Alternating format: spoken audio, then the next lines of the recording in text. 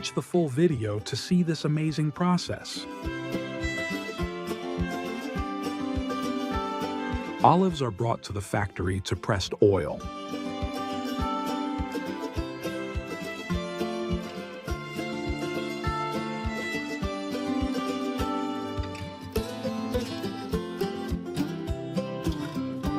Traditional stone wheels.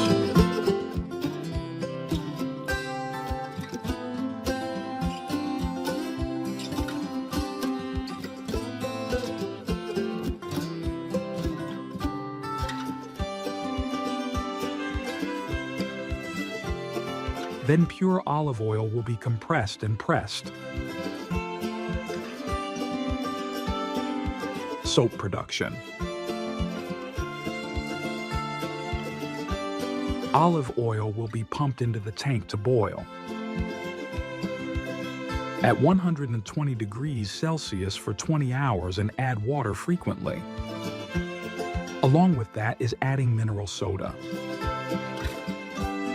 With a ratio 50% oil, 40% water, and 5% mineral soda. The rest is laurel oil.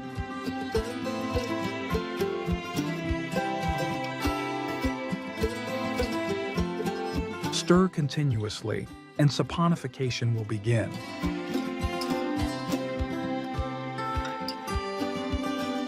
Green paste form, very first soap emulsion.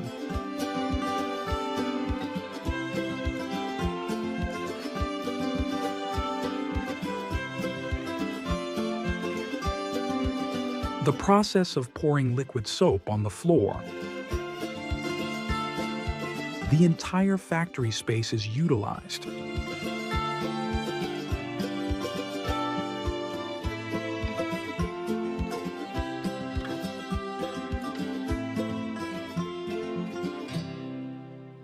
The entire factory space is utilized.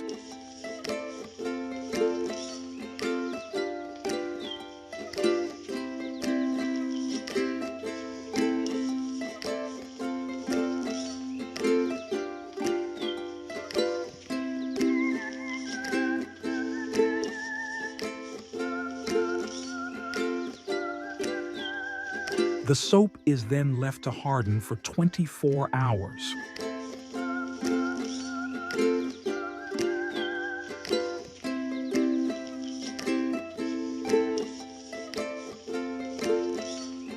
The soap is then left to harden for 24 hours. During the cutting process, they wear such wooden sandals. It does not stain the soap and spoil it.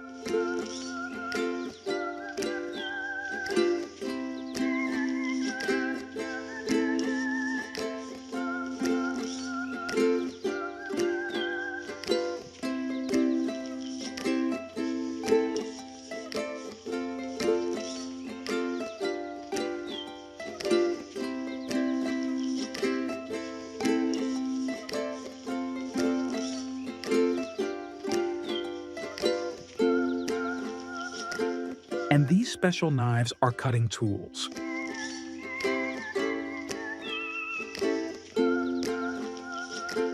Tens of thousands of soap bars can be created at a time.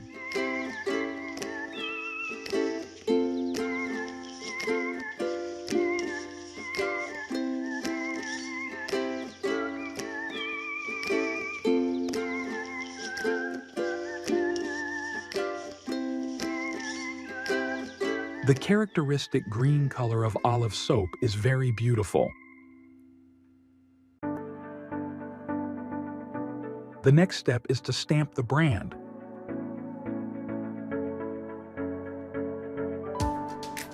Handmade, of course.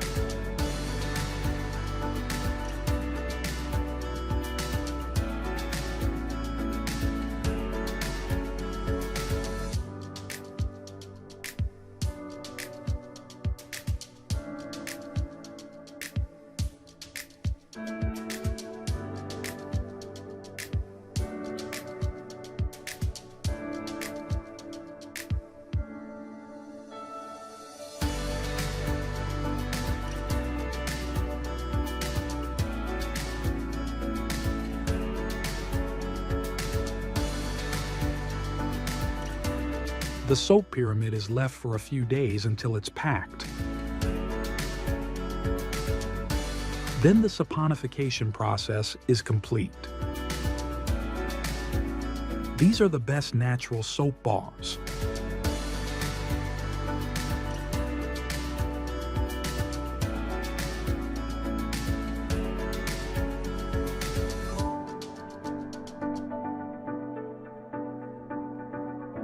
Soap crumbs, or soap bars of bad color.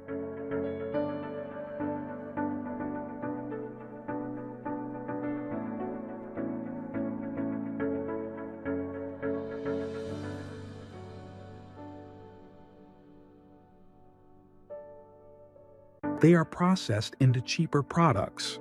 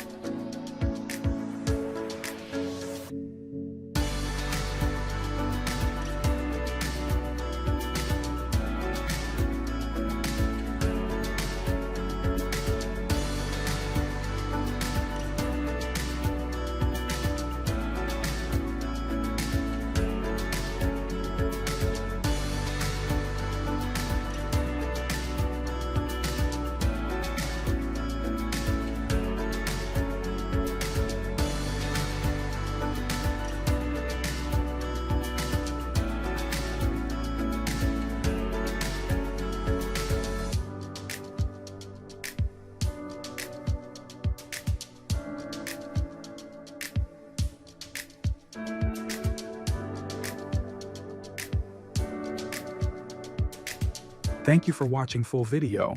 Have you used olive soap? There is a type of liquid in the world considered a pure gift from nature, known as honey. It not only brings a sweet taste, but also serves as an invaluable treasure of nutrition. With an annual production of millions of tons, honey demonstrates its immense value to humanity. Therefore, honeybee farming has been continuously growing and expanding. Now, let's join me on a journey to explore the process of beekeeping and honey harvesting.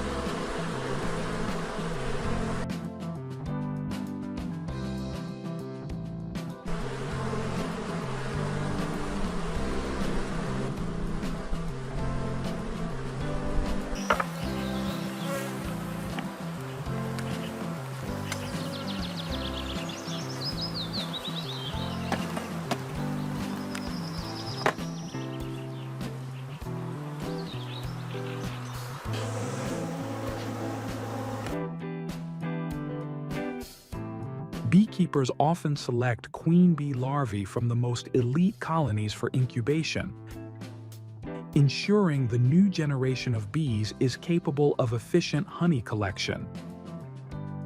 Within about 10 to 12 days, the queen bee larvae will fully develop and be ready for harvest before hatching.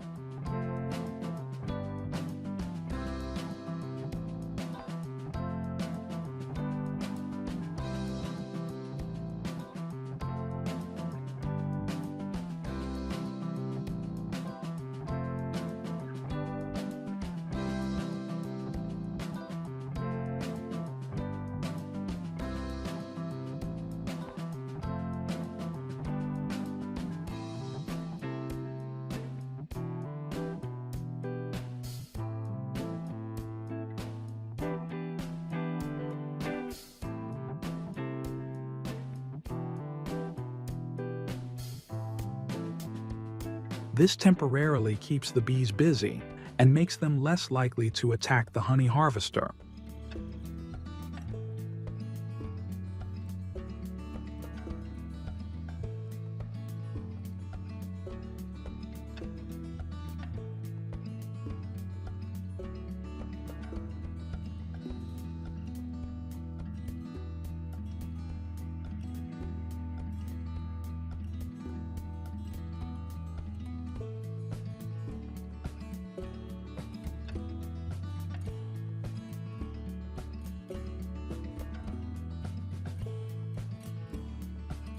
The honey frames are carefully removed to avoid breaking the wax structure or harming the bees. Qualifying frames will be fully filled with honey and covered by a thick layer of wax. Finally, the boxes containing the honey trays are loaded onto trucks and transported to the processing factory for handling and production.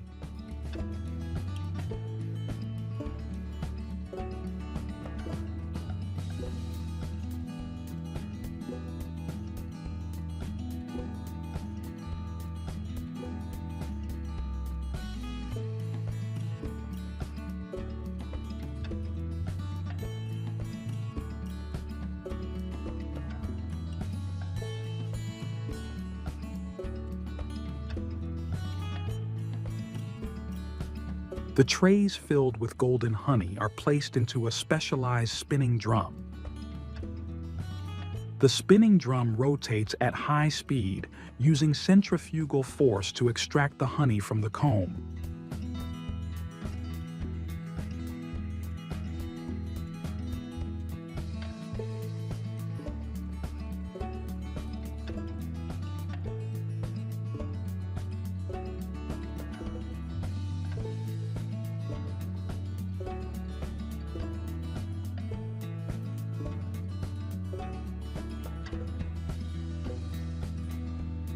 Before entering the bottling stage, the honey is thoroughly inspected by workers to ensure its quality.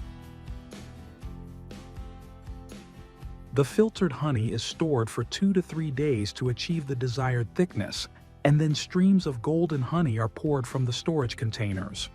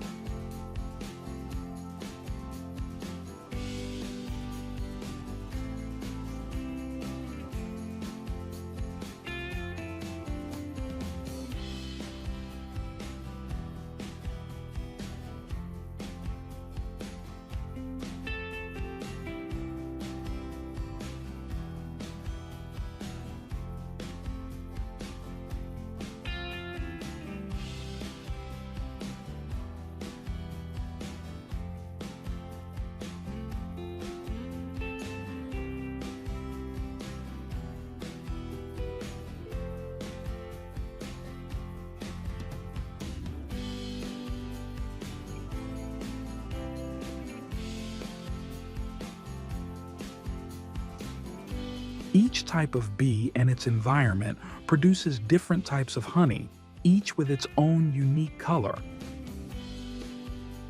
For example, Pohutukawa honey is extracted from the flowers of the Pohutukawa tree.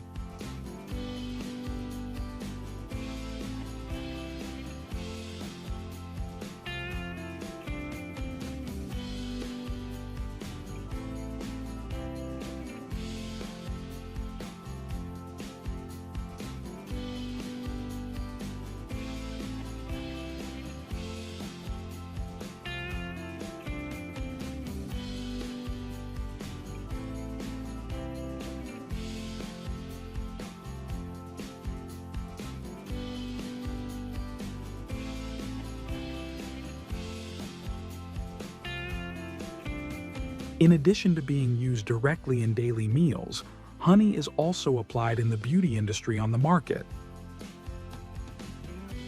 With its natural moisturizing properties, honey helps soften the skin and retain moisture, leaving the skin smooth and radiant.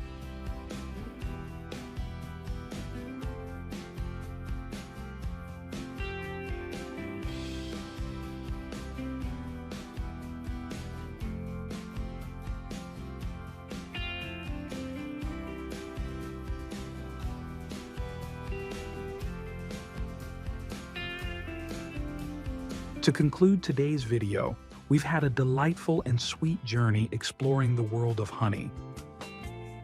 We hope you had a fun and insightful experience. Don't forget to share your thoughts in the comments below, and if you have any ideas for future journeys, let us know.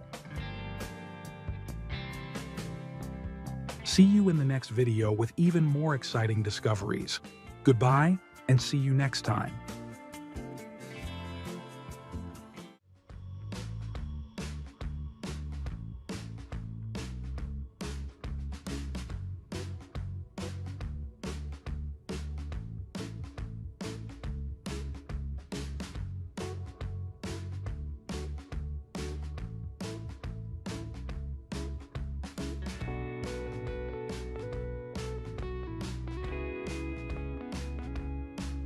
Semolina flour is placed into large mixers along with water, where specialized mixers with powerful paddles operate continuously. This mixing process takes about 10 to 15 minutes until the mixture becomes smooth, uniform, and reaches a certain level of elasticity.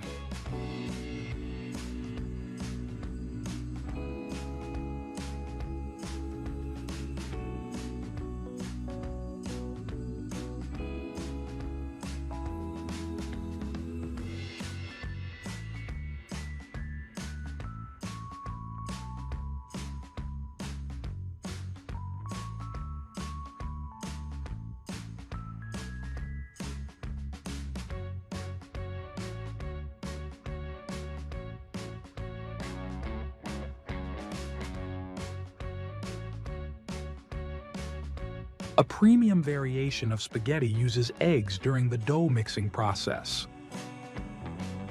Once the dough is ready for the extrusion process, the automated robotic system will come in to load the extrusion machine with the dough.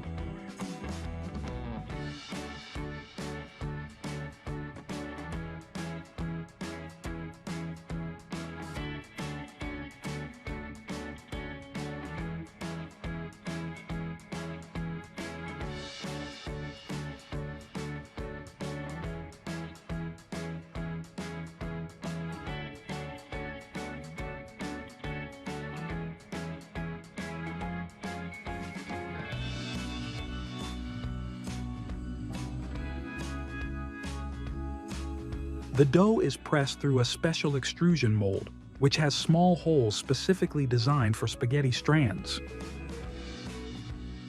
As the dough is pushed through the mold, it forms long, thin, and uniform spaghetti strands.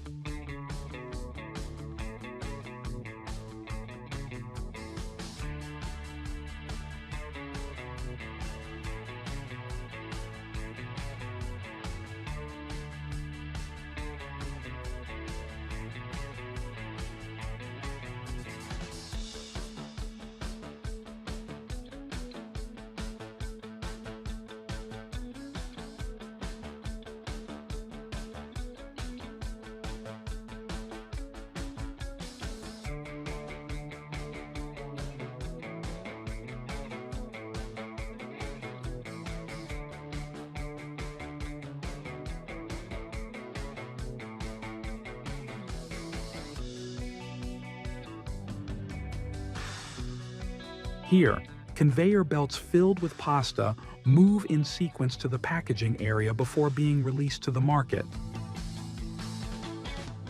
Machines handle the process of feeding the bundles of pasta into the automated packaging system.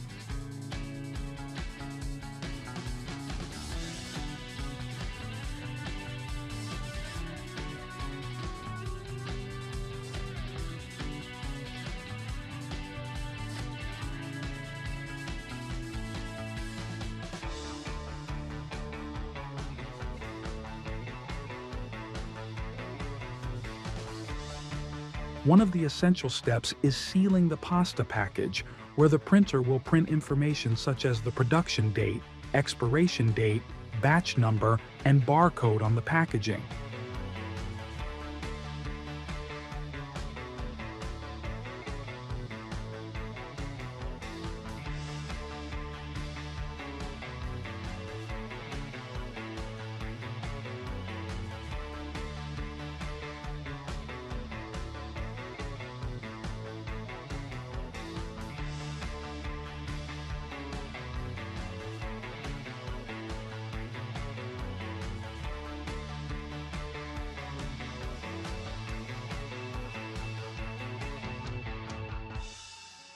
The large-scale pasta production process today is a harmonious blend of traditional techniques and modern technology.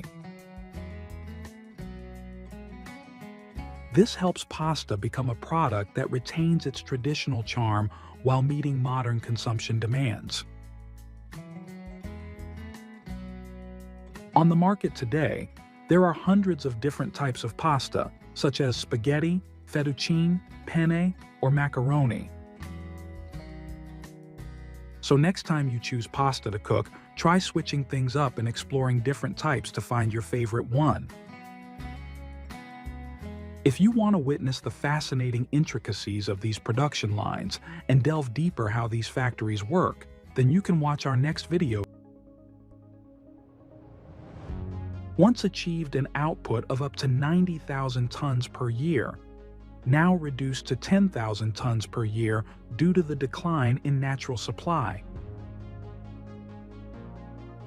The output has decreased, but the demand is skyrocketing, reaching 500,000 tons per year.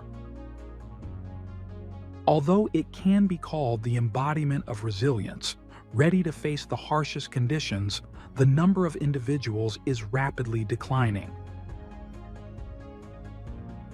So how can we turn this situation around?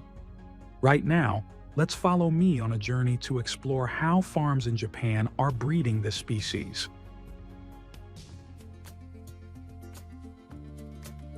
Our main character today is the eel, a fascinating name in the culinary world, known for its crispy exterior and tender meat inside. Although 99.9% of Japanese eels on the market come from farms, the production process still has to start with juvenile eels caught in the wild.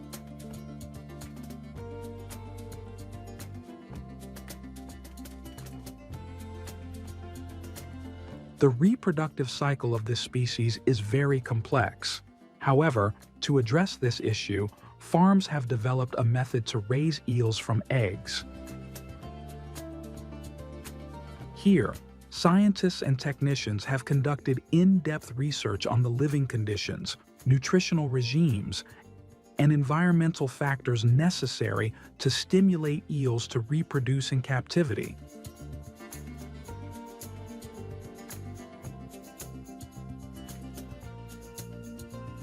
When the eggs hatch into juvenile eels, they are transferred to separate tanks where optimal conditions are provided for their growth.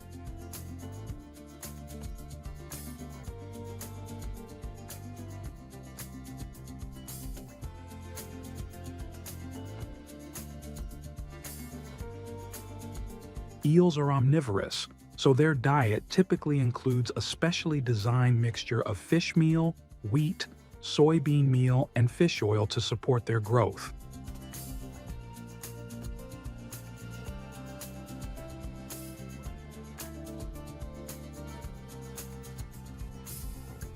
The feed can be evenly spread on the water surface or placed in designated areas within the tank to ensure easy access for the eels.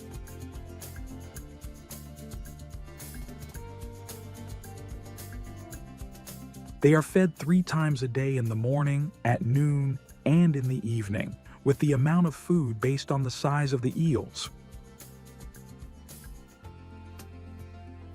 In addition, they must regularly sort the eels to reduce cannibalism and competition for food, which can lead to a loss in production.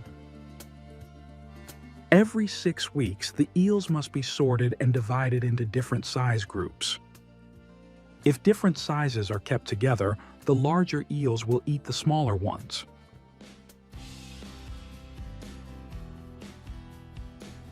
To prevent waste and water pollution in the tanks, the amount of feed must be carefully controlled. The farm needs to closely monitor the eels' eating habits to adjust the feed quantity appropriately, which is also a major headache and challenge for the farms.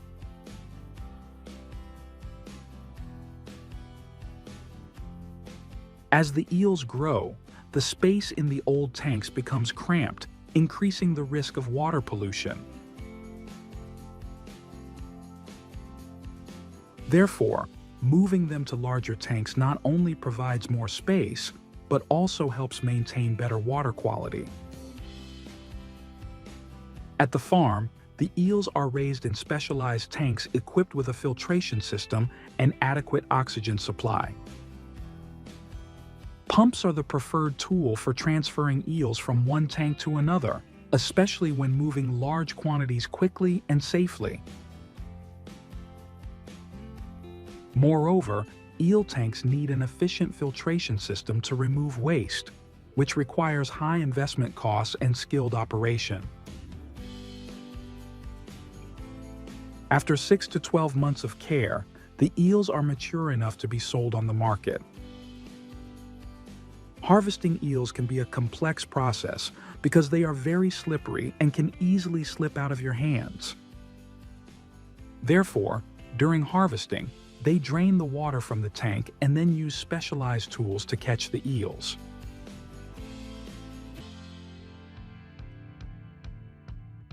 After receiving the eels from the farms, the factory staff will carry out inspections to ensure there are no signs of disease or injury.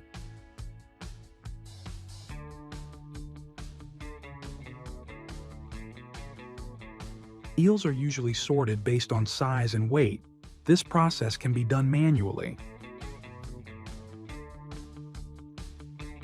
After sorting, the eels are thoroughly washed to remove mud and any impurities on their bodies. This washing process is usually done in cold water to keep the eels fresh and minimize stress.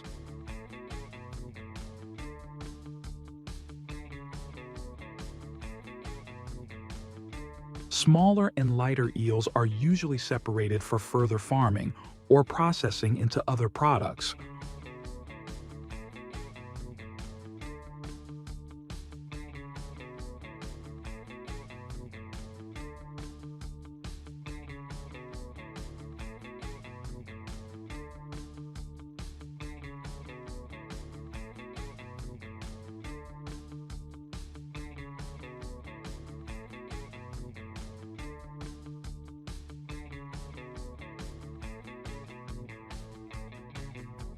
If the eels are not processed immediately after sorting, they are stored in water tanks. The storage temperature needs to be maintained at an optimal level to prevent the eels from dying or losing quality while waiting. In the processing area, the evisceration process begins by making an incision along the eel's belly. A cut is made from the lower abdomen to the head, following the length of the eel's body, and the internal organs are removed.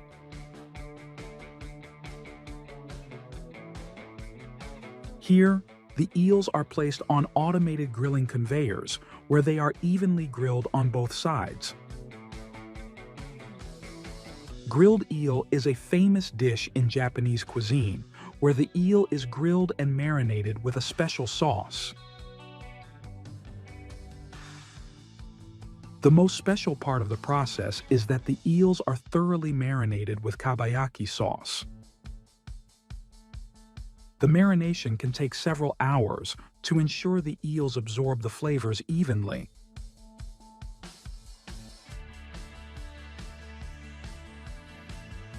This grilling process is carried out in multiple stages, including an initial searing and final cooking, to ensure the eel has a crispy exterior and a tender interior.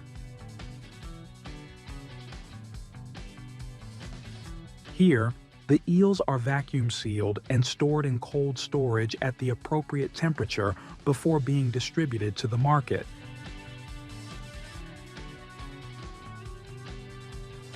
However, besides being used for grilling, fresh eel is also popular and utilized for various other culinary purposes.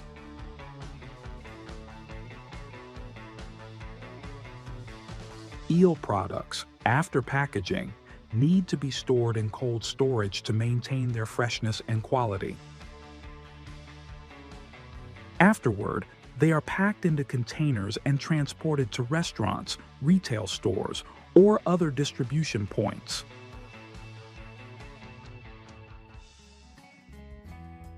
In Japan, unagi kabayaki is a highly popular grilled eel dish served with white rice. The eel is grilled over charcoal, resulting in a crispy skin while the inside remains tender and infused with rich flavors. Are you curious about why eel has such high demand?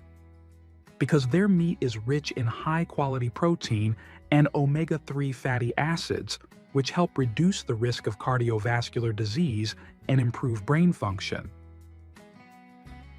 In addition, eels boost the immune system and, notably, enhance sexual health. Thank you for joining us on this journey to explore eels. As we've seen, despite the increasing demand for eels, natural production is rapidly declining. This poses a major challenge for the eel farming industry. Therefore, let's work together to protect and develop both the environment and the eel farming industry. Once again, thank you, and see you in the next video. With global consumption regularly exceeding 900 million tons each year, plays an important role in the development of the global economy. Revenue from fruit exports peaks at 8 to 9 billion USD annually. Leading the fruit production industry are tomatoes, strawberries, and oranges. Are you curious about why it can reach such revenue levels? Then, let's follow along with me to explore the journey of how this level of production is achieved. As a nutritious food with many health benefits, the global tomato production is estimated to be around 200 to 220 million tons annually. With the advancement of technology, the power of motorized vehicles can reach up to 300 horsepower and achieve a harvesting output of 10 to 20 tons of tomatoes per hour.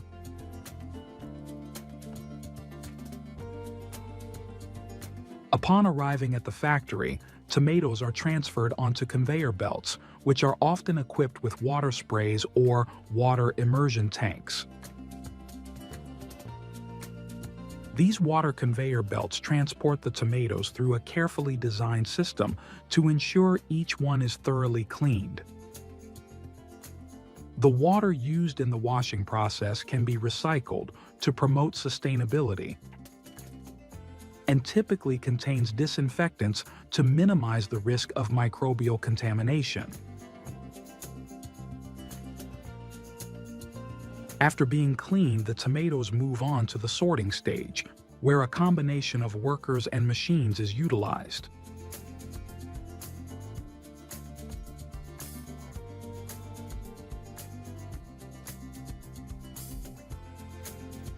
To make dried tomato products, the tomatoes need to be halved or sliced, depending on the requirements of the final product. Before sun-drying, workers meticulously sprinkle salt or sugar on the surface of the tomatoes to enhance their natural sweetness and make preservation easier.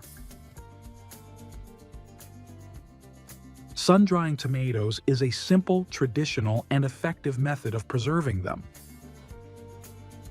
Although it requires time and patience, the end result is rich, dried tomato slices that retain their natural flavor without the need for any additives or preservatives.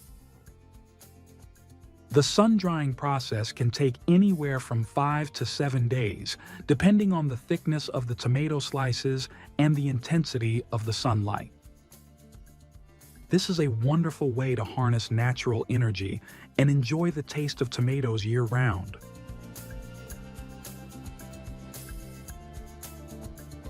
With technological advancements, tomato drying machines have been increasingly improved to deliver higher efficiency. With the ability to dry quickly, evenly, and cost-effectively, modern drying machines not only enhance production efficiency, but also ensure the highest quality for the final product. We'll move on to images of farmers harvesting strawberries. But I must say, they are not the main focus today. This is the character I want to talk about, the strawberry harvesting robot. Powered by automation technology and artificial intelligence AI, it helps to optimize the harvesting process. First, the robot uses image sensors to scan and identify ripe strawberries based on their color and size. Then, the robot's arm, programmed for gentle handling, carefully approaches and picks the strawberries without damaging them.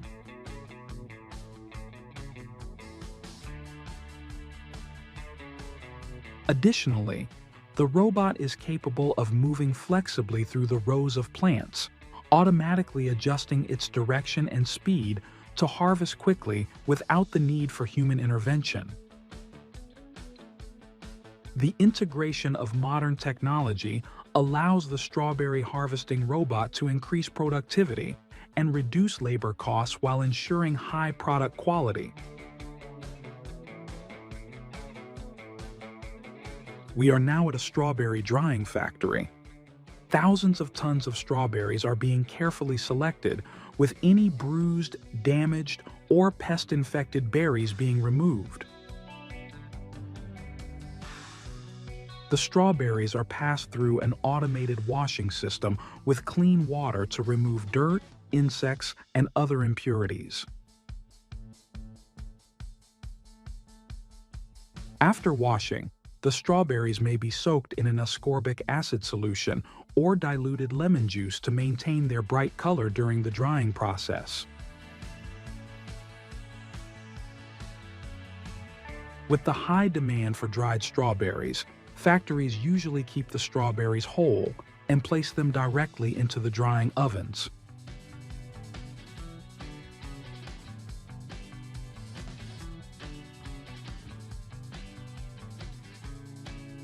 The strawberries are quickly frozen and then placed into a vacuum chamber. In the vacuum environment, the water in the strawberries transitions from a solid to a vapor state without passing through the liquid phase. This method preserves the color, flavor, and nutrients of the strawberries more effectively. Dried strawberries still retain much of the nutrition and flavor of fresh strawberries. I bet you'll want to try them after this video.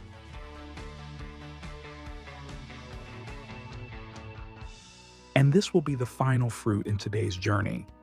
Oranges are not only loved for their refreshing, sweet taste, but also stand out for their abundant vitamin C content. In addition to boosting the immune system, oranges are rich in antioxidants, minerals, and fiber, making them an essential part of a healthy diet.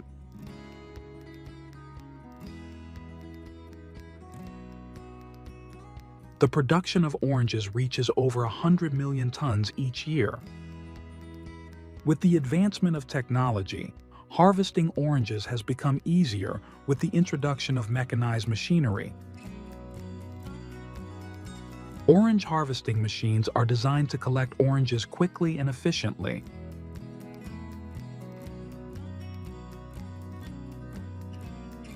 With a power capacity of up to 400 horsepower. These machines typically have mechanical components to gently handle and harvest the oranges without causing damage.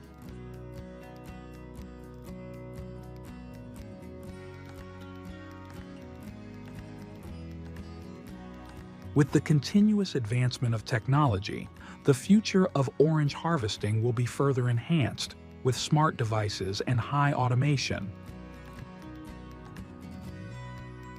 Mechanized orange harvesters are ushering in a new era for agriculture, bringing both new opportunities and challenges.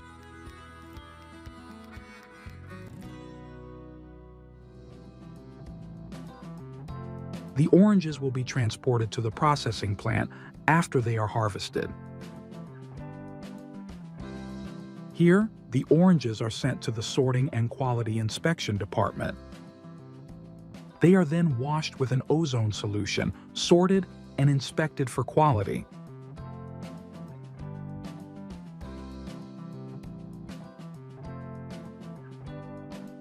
The soaking time depends on the level of dirt and the type of microorganisms that need to be removed, but it typically lasts between 5 to 10 minutes. During the soaking process, the ozone solution penetrates deep into the small crevices on the surface of the oranges, killing bacteria and other harmful substances.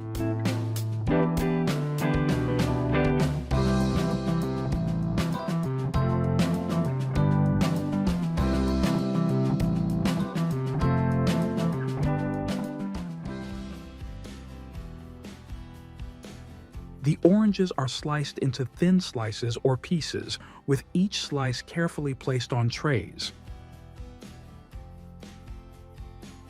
The trays are then placed into a hot air dryer, where hot air is blown over the orange slices to remove moisture. After drying, the oranges are cooled to stabilize their quality and then packaged in dry and sealed conditions for long-term preservation. With the harvested oranges exceeding common consumption needs, the factories have expanded their operations, running hundreds of production lines to process and package fresh oranges for the export market.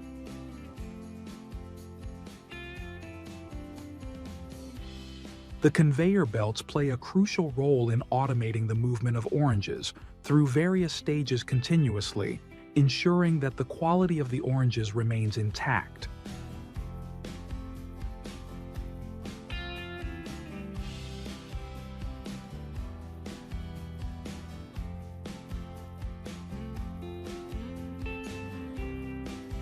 Oranges that meet export standards are transferred to the packaging stage. They are packed in specialized cartons or plastic boxes with liners to prevent damage during transportation.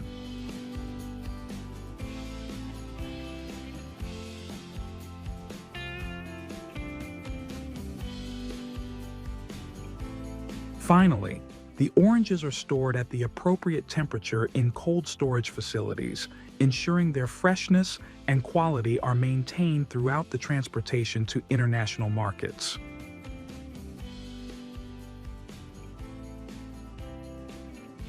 With the continuous development of the fruit cultivation and dried fruit industry, we have just witnessed remarkable advancements in providing high-quality and sustainable food products. At the same time, the dried fruit industry extends the shelf life and increases the value of fruits, while also creating convenient and diverse products for consumers. Thank you for watching our video. Don't forget to hit the like button and subscribe to our channel to stay updated with more interesting and useful information about the food industry. One of the most popular and beloved dishes in the world. The consumption of pasta reaches hundreds of millions of tons each year, rising to become one of the essential foods in many countries.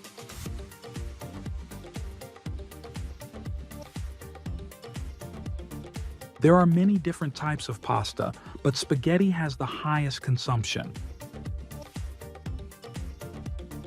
Right now, follow me to explore the production process of this special type of pasta.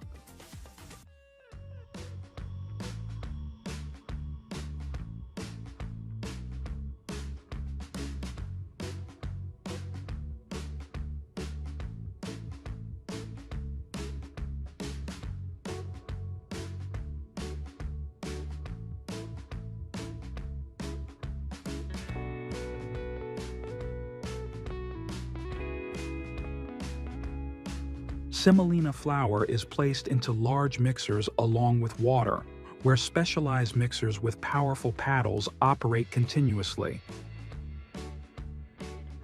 This mixing process takes about 10 to 15 minutes until the mixture becomes smooth, uniform, and reaches a certain level of elasticity.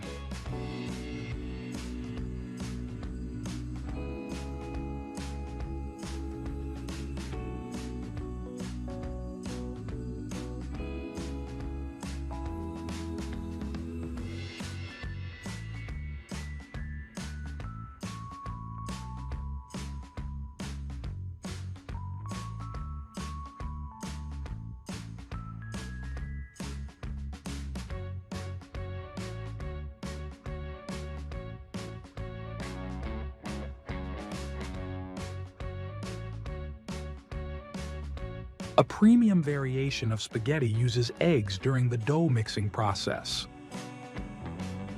Once the dough is ready for the extrusion process, the automated robotic system will come in to load the extrusion machine with the dough.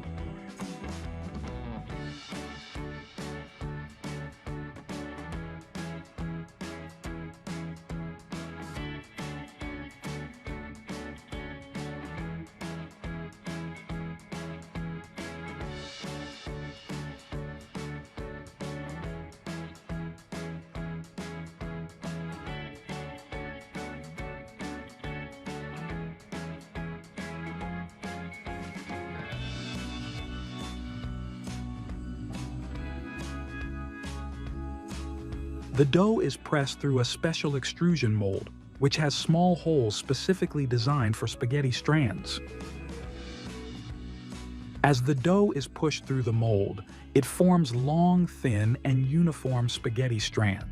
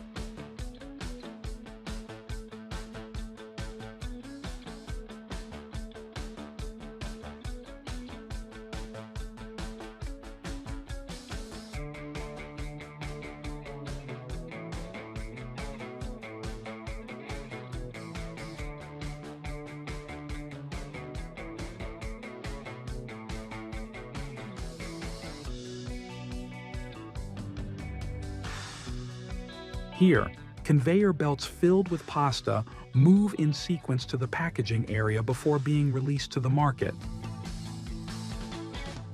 Machines handle the process of feeding the bundles of pasta into the automated packaging system.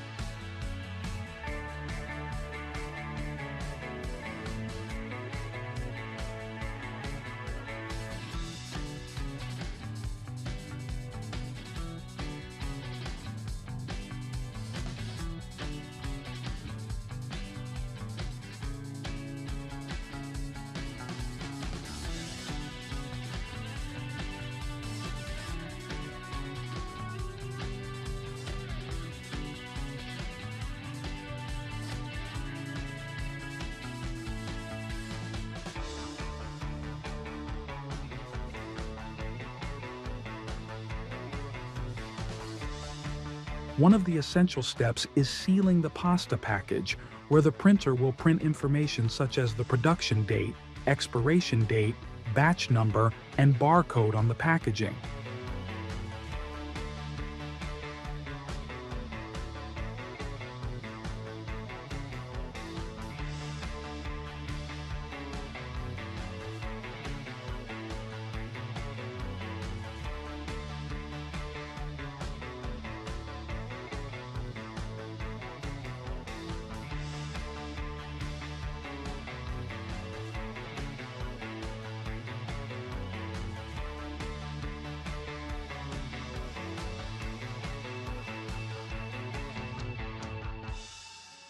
The large-scale pasta production process today is a harmonious blend of traditional techniques and modern technology. This helps pasta become a product that retains its traditional charm while meeting modern consumption demands. On the market today, there are hundreds of different types of pasta, such as spaghetti, fettuccine, penne, or macaroni. So next time you choose pasta to cook, try switching things up and exploring different types to find your favorite one. If you want to witness the fascinating intricacies of these production lines and delve deeper how these factories work, then you can watch our next videos here. With an annual consumption of up to 5 million tons, worth $7 million per year, sea mussels have contributed to the diversification of the fishing and culinary markets. Although it is possible to harvest them directly from the wild, why don't these farmers do so? What makes them go through the hard work of breeding and farming?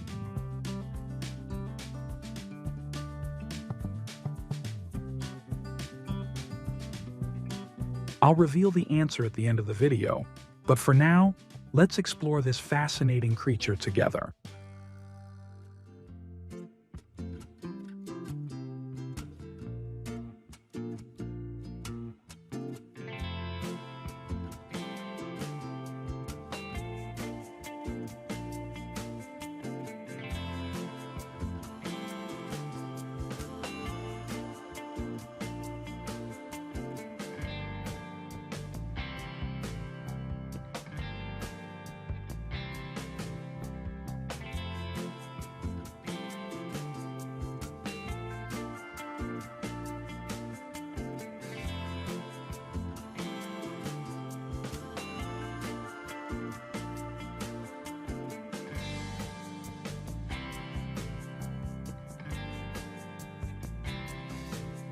In recent years, the technique of farming mussels in mesh bags has been widely applied due to its flexibility, ease of harvest. After being filled with mussel seeds, the mesh bags are placed in the marine environment, either suspended on a rope system or placed on the seabed.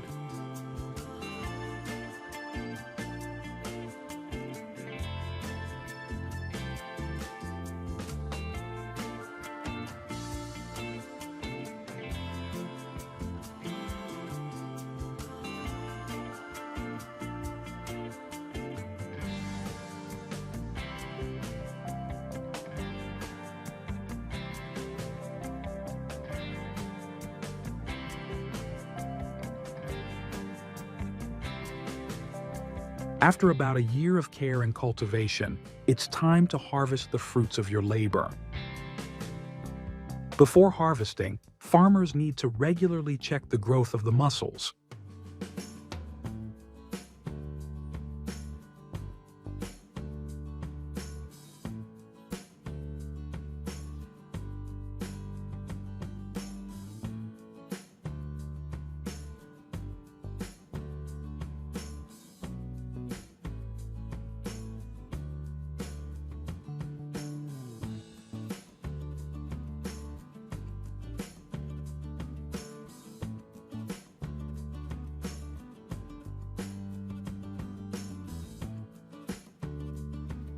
The mussels will be thoroughly washed and preliminarily sorted to remove sand, mud, and other impurities attached to the shells.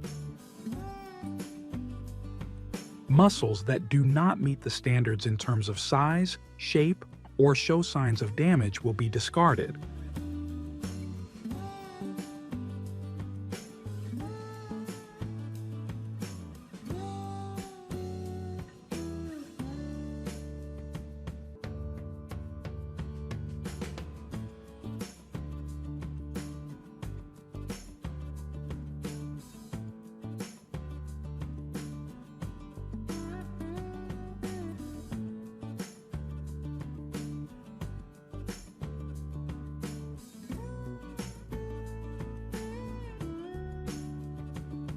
We are now stopping at the mussel processing and export factory.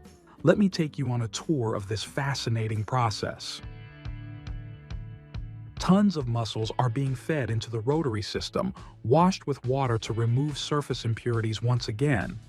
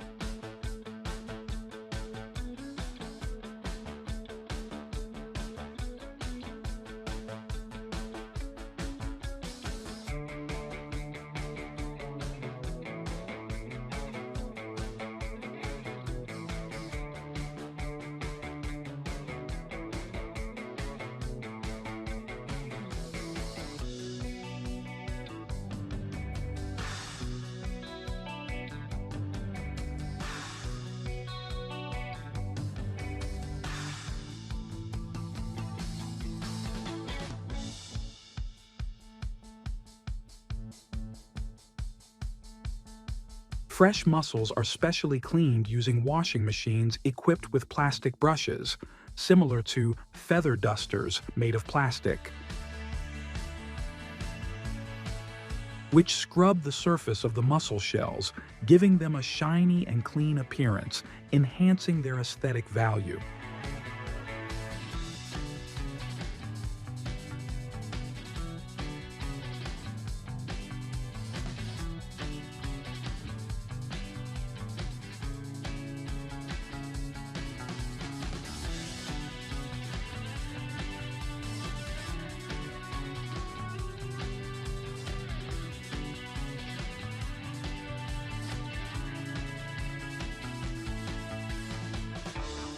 Mussels are an excellent source of nutrition, rich in protein, omega-3, vitamins, and minerals.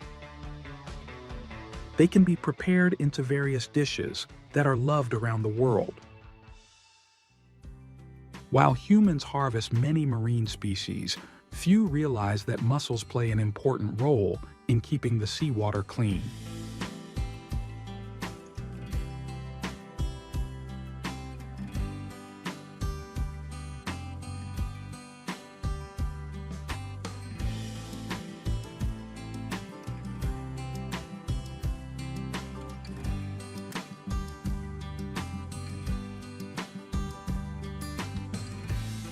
That is exactly the answer to the question at the beginning of the video. Mussel farming is about protecting the marine ecosystem, a sustainable solution for the environment. Mussels are not only a nutritious food source, but also the cleaners of the ocean, playing a vital role in maintaining the marine ecosystem. Coconut. One of the most magical fruits I know.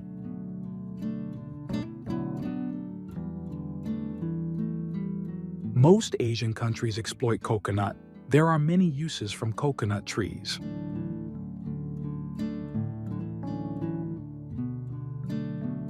And today, we are going to learn about some of them. Mainly coconut oil and coconut sugar, similar palm sugar.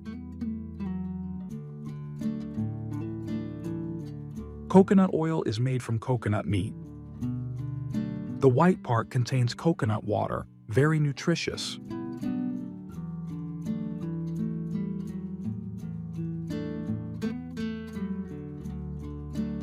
In this video, we will introduce two types, crude and virgin coconut oil. It will be very interesting. Let's see.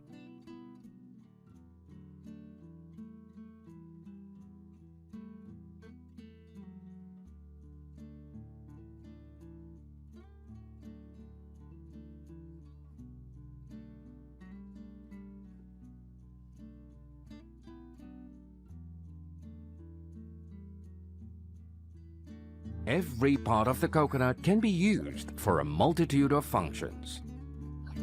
We use the coconut shell as an alternative source of fuel in the boiler to generate steam. The shell is also used to produce activated carbon. The tester is sent for crude oil processing, producing crude oil and copra expeller cake after the oil has been extracted. Coconut meat is processed and turned into coconut cream, or milk, or powder. Using the centrifugal spinning process, we produce virgin coconut oil from coconut milk. When coconut milk is extracted, we will get these aromatic coconut flakes known as low-fat desiccated coconut.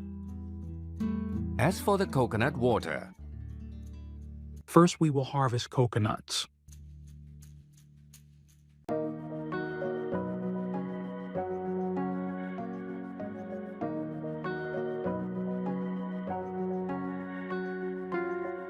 Virgin coconut oil will be made from fresh coconuts.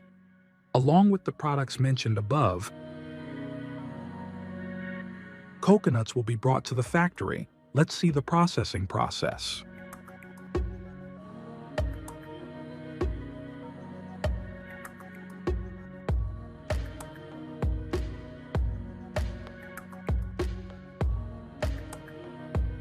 The first step will be to remove the shell of the coconut.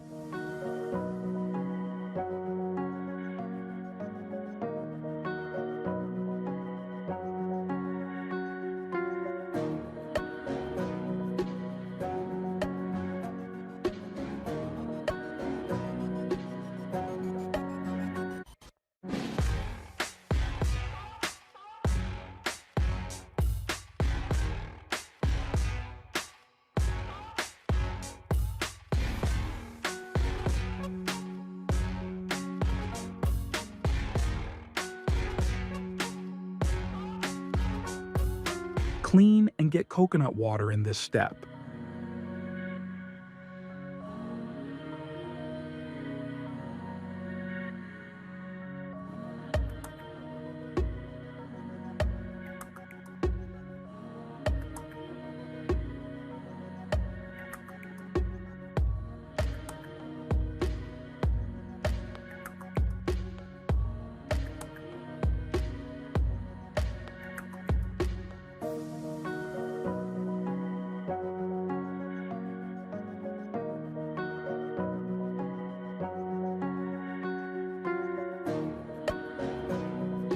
At this step, we will get coconut cream and coconut powder.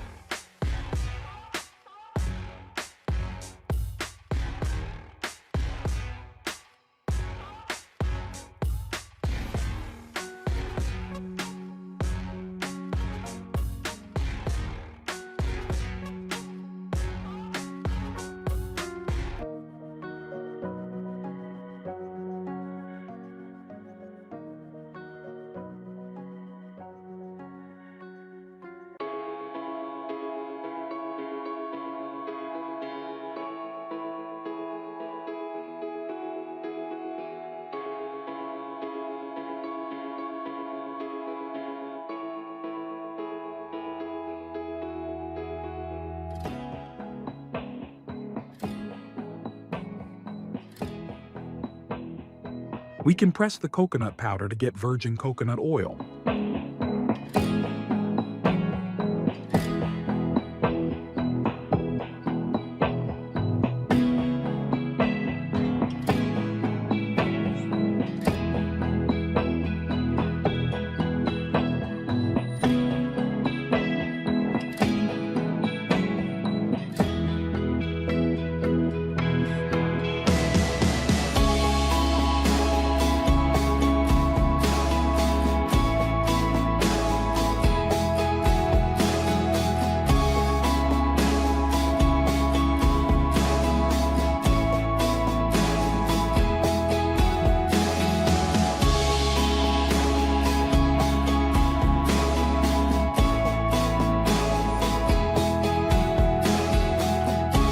Process of cleaning jars and packaging. Don't rush, video isn't over yet. Have you heard of coconut sugar?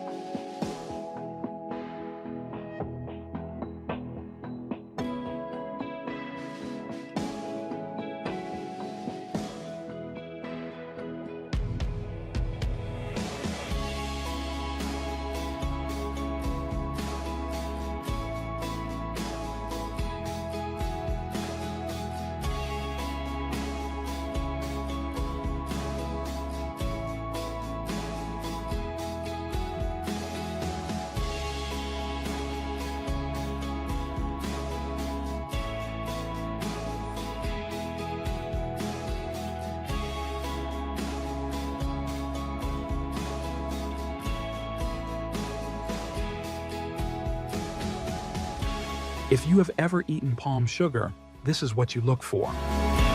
Extract sugar from coconut trees.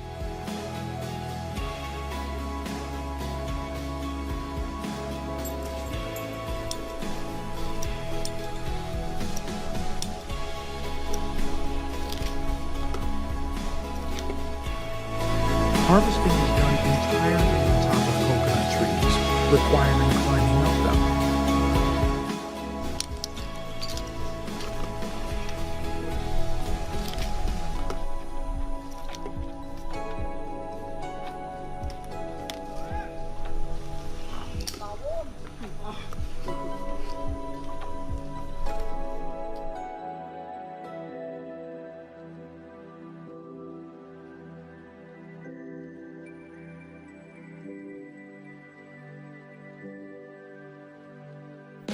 Collection is done by cutting the flower stems and let it drip into the container.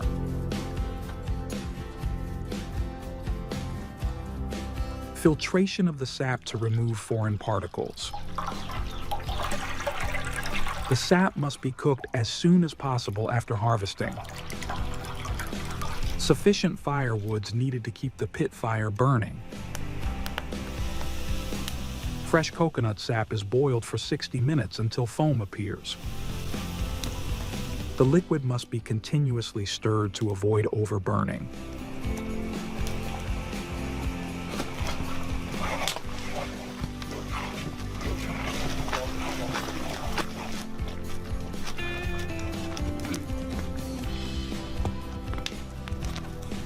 The wok is removed from the pit and continued to be kneaded and scraped to form crystals.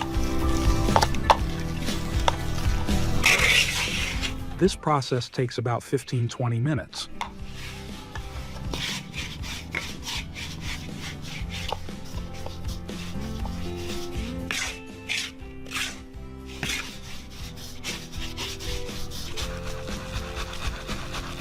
Sieving to separate any foreign particles and to break the lumps. Raw granulated coconut sugar is transferred into a plastic bag before delivered to collector.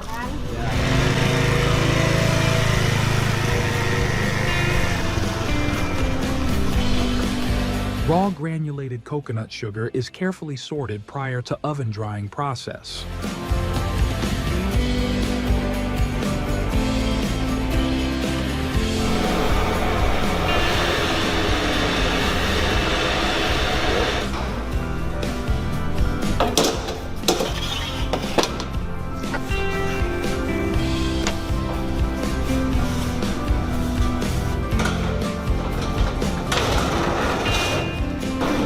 Raw granulated coconut sugar is carefully sorted prior to oven drying process.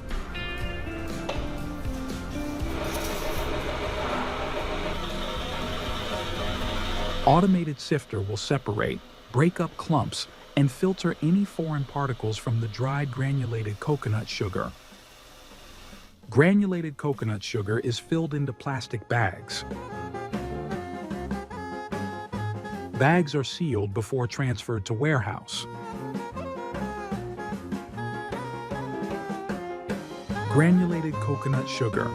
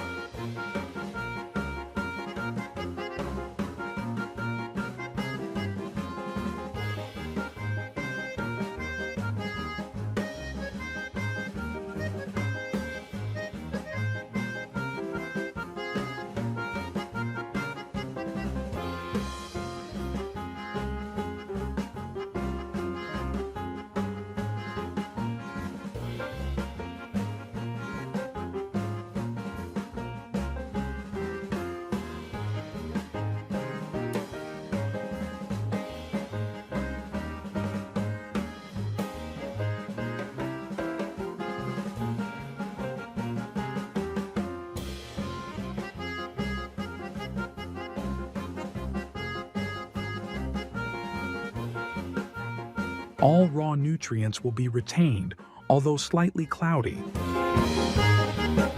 We will need to filter a little more before using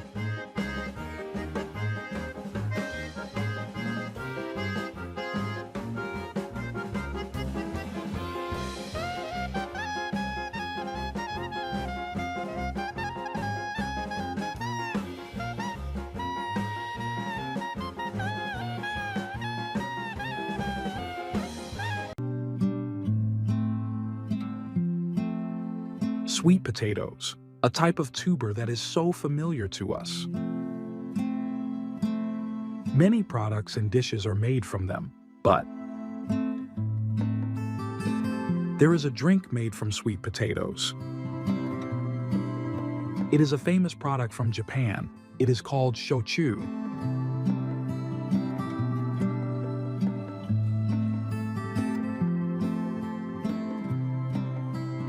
By fermenting and then distilling from sweet potatoes and rice, the alcohol drops are finished in giant storage towers.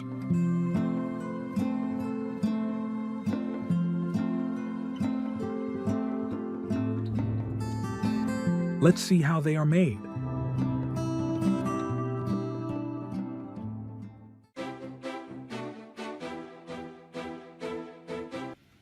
First is the process of growing seedlings in a greenhouse. Sweet potatoes grow well in loose or sandy soil. They will plant the whole tuber to get the top part of the plant.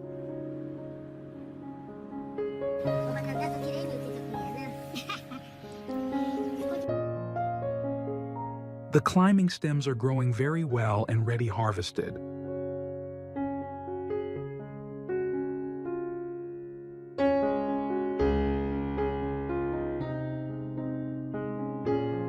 Take the top part to plant in the main field.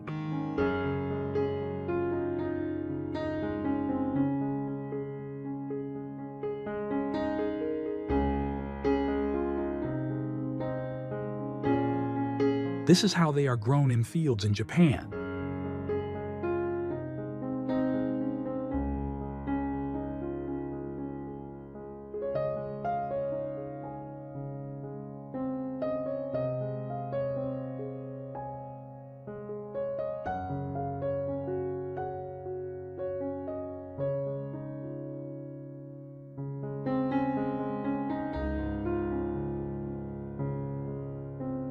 After about 3 months of growing, plant has created large tubers. At that time, we will cut the leaves and prepare to harvest.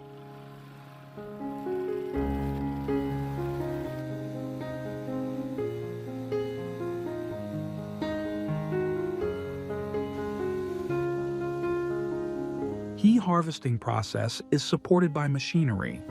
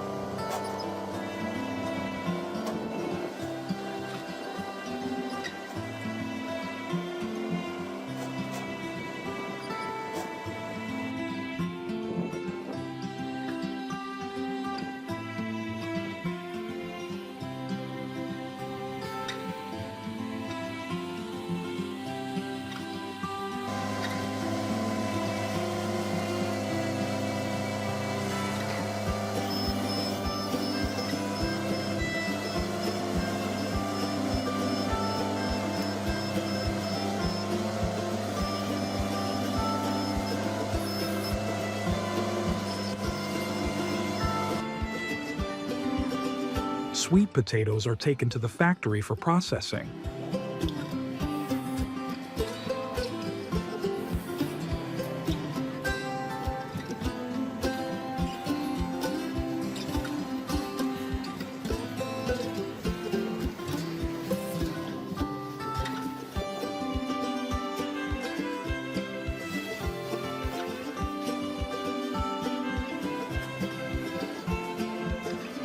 Wash away dirt from the outer shell.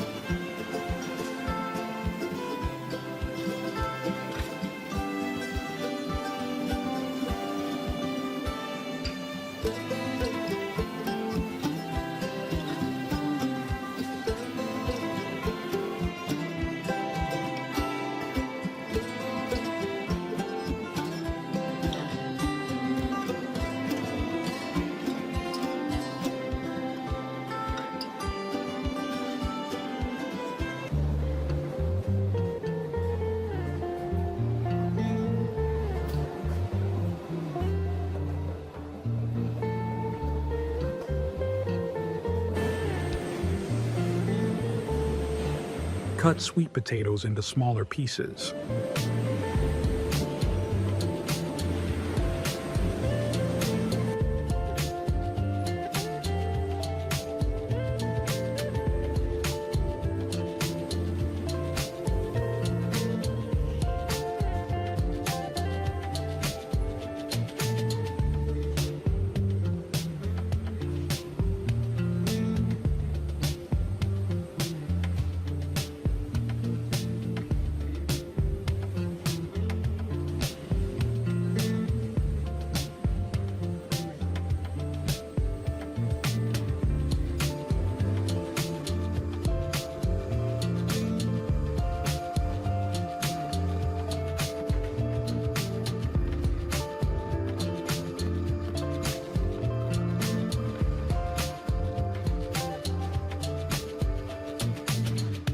Steam the potatoes in the steamer.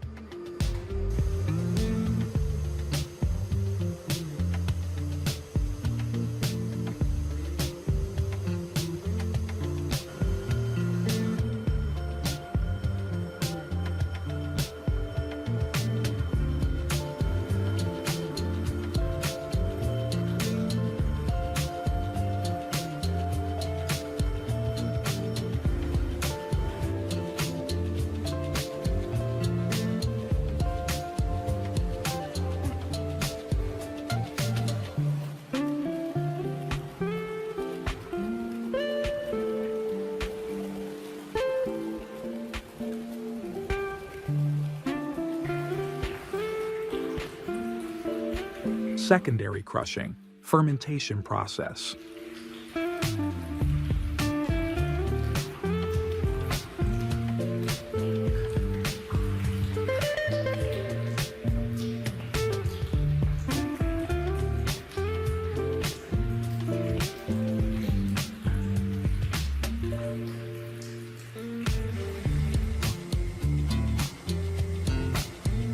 Distillation takes place in boilers.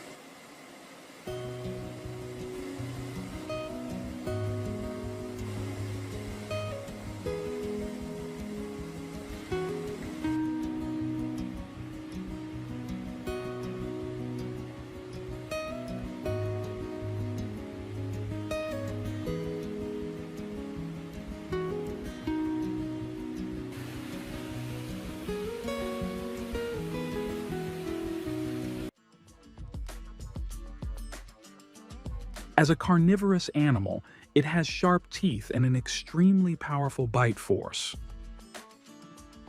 The symbol of strength and agility beneath the dark waters. Masters of ambush, they are one of the apex predators in the natural environment, capable of attacking both humans and animals.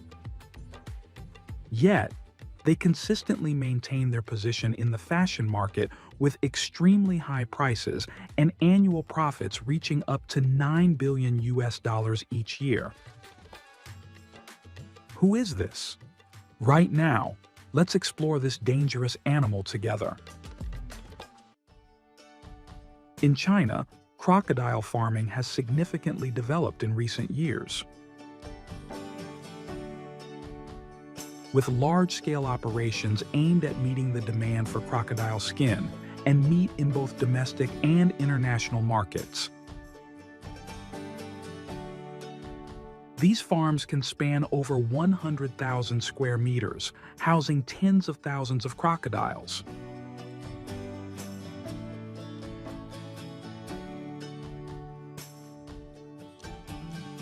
Crocodile eggs play a crucial role in the breeding and development of crocodile populations at farms. To ensure an optimal breeding environment for crocodiles, farmers spread a thick layer of sand in the nesting areas.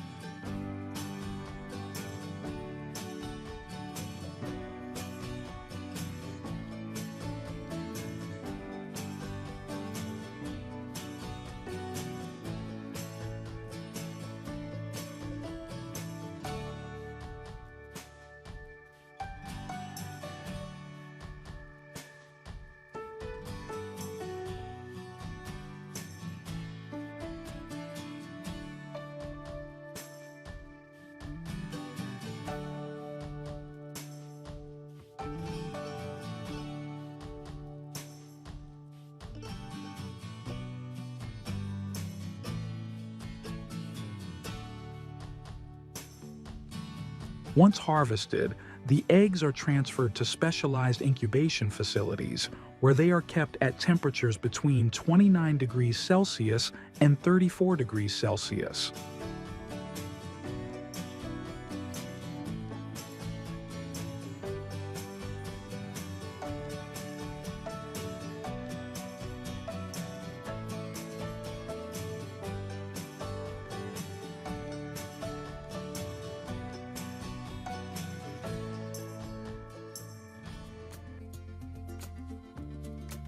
The diet of young crocodiles is specially designed, consisting of protein-rich meals from small fish or ground chicken. The feeding frequency is regularly adjusted, initially set at 1 to 2 times per day, to ensure they receive the necessary nutrients for growth.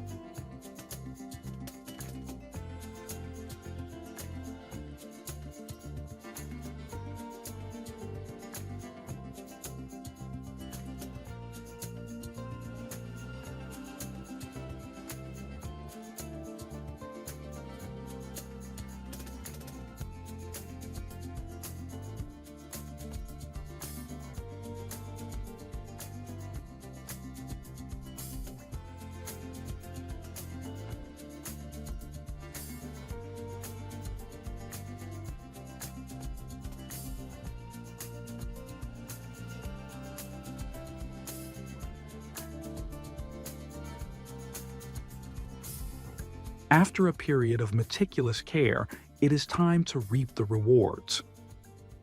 Depending on the demand, the farm will commercialize the crocodiles in various forms. The primary focus is on purchasing young crocodiles for breeding to expand the farm. In addition, adult crocodiles are sent to professional processing facilities.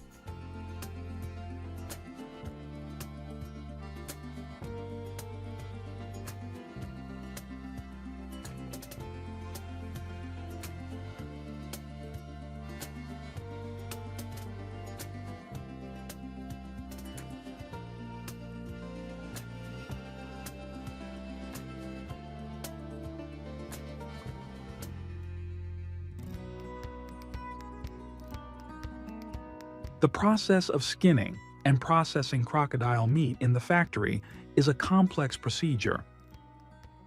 Their skin is very tough, so workers performing this task must have a high level of experience.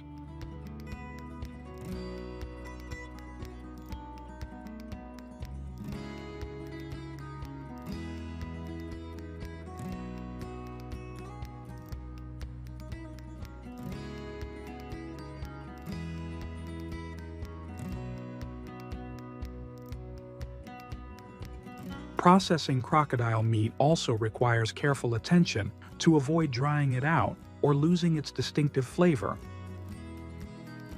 Using proper cooking techniques and the right seasoning will help enhance the natural flavor of crocodile meat, resulting in delicious and unique dishes. There are many options for cooking crocodile meat, such as grilling, steaming, or frying. Even with just a few basic seasonings, it can result in a delicious dish.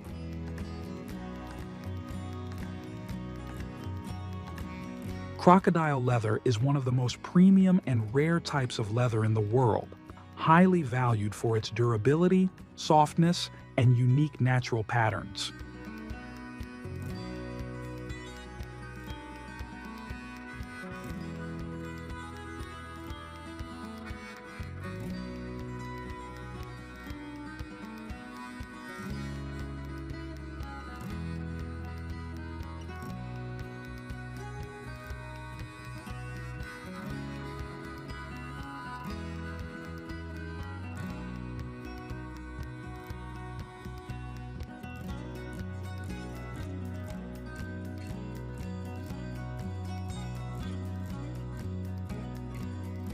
The excessive use of crocodile leather in the fashion industry has caused serious concerns about species conservation and sparked strong opposition from animal protection communities.